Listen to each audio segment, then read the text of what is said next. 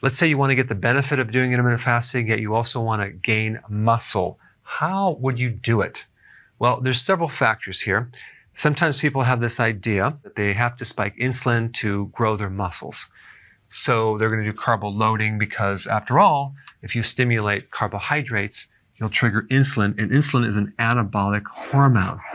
Makes sense, right? But in reality, when you stimulate insulin that much or too much, you create insulin resistance. And if you have insulin resistance, you can't absorb amino acids that well anymore. This is why a pre-diabetic or a diabetic or someone that has insulin resistance doesn't absorb protein or amino acids that well. So here you are trying to gain muscle mass, but all this glucose and this insulin is creating a resistance to that protein going in your body.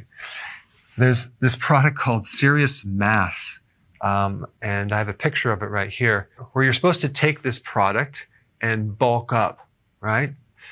2 scoops is 252 grams of carbohydrates. This is 2 scoops. And the first ingredient is maltodextrin, okay? This is way worse than sugar. It's way worse than high fructose corn syrup.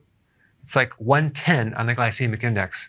So what's going to happen? You are going to bulk up, but you are going to bulk up with a lot of fat. This is going to spike your blood sugars and create a lot of complications. All right, let's talk about some other factors. I'm going to recommend you do 2 meals a day, okay, if you're trying to develop more muscle mass, not 1 meal a day, but 2 meals a day. And at the very minimum, do intermittent fasting 16 hours. So you're basically fasting for 16 hours and you have an 8-hour eating window. So let's say your first meal is at 10 in the morning and your next one is at 6. And you can do any pattern you want, but just starting out, this would be the very minimum to start seeing improvement, because we want to do intermittent fasting to spike growth hormone. But as you do it, you want to start increasing this more and more and more and more until you get to a point where this fasting is 21 hours and a 3-hour eating window if possible.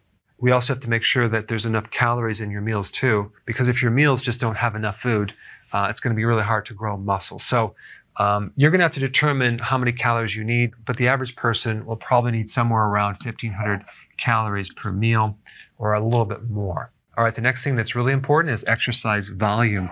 Exercising enough, using heavy weights, really working your body to the point where you are getting sore and you're creating change. All right, number 3, carbohydrates. Maybe you want to keep your carbs on the high end, but not go over 50 grams. Well, depending on your age, let's say you're younger, maybe you do 60 grams, maybe even 70 grams, but don't go any higher than that. That way we get the benefits of ketones. So you're consuming enough carbs to keep normal insulin. So when you do a low carb diet in intermittent fasting, we're not bringing this down to 0. All we're doing is bringing it to a normal range. So you're still going to have the anabolic effect of insulin, but you're just not going to have the insulin resistance. So as you do this, you're going to have the benefit of absorbing these amino acids too. So that brings us to number 4, having a complete protein. Branch chain amino acids are not complete. You cannot build muscle protein with just a partial profile of amino acids. You need the most complete protein. And the best protein out there would be the egg protein, okay? Fish is good. There's other types of essential amino acid blends, especially when you're taking them with the fasting, just to really make sure 100% that you're not actually losing any muscle at all. But that being said, if you're fasting 16 hours up to 21 hours, you're not going to be losing any muscle. And also make sure you have enough amino acids. So 6 to 8 ounces per meal. Depending on your age, if you're a little younger and you're more active, maybe you do 9 ounces per meal. Now, nutrients. You don't just build muscle with protein. You need other nutrients, calcium, B vitamins, magnesium, vitamin D, potassium. Very necessary, and this is why you want to do the healthy version of keto.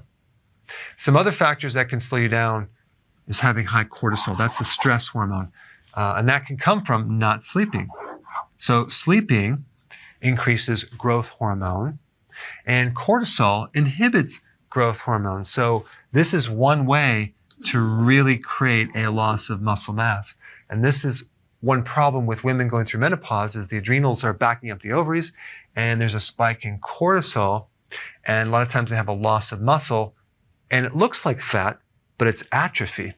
So cortisol is very, very destructive on your muscles. So you want to keep your stress as low as possible. Now, if you're doing prolonged fasting, I wouldn't go past 72 hours if you're trying to maintain your muscle mass. Not that it's going to be a problem, but if you're new to this, if you go too long and you don't have enough reserve built up, it could create a little loss of muscle. All right, guys, there you have it. These are the factors to help you maintain and even grow more muscle mass when you're doing intermittent fasting.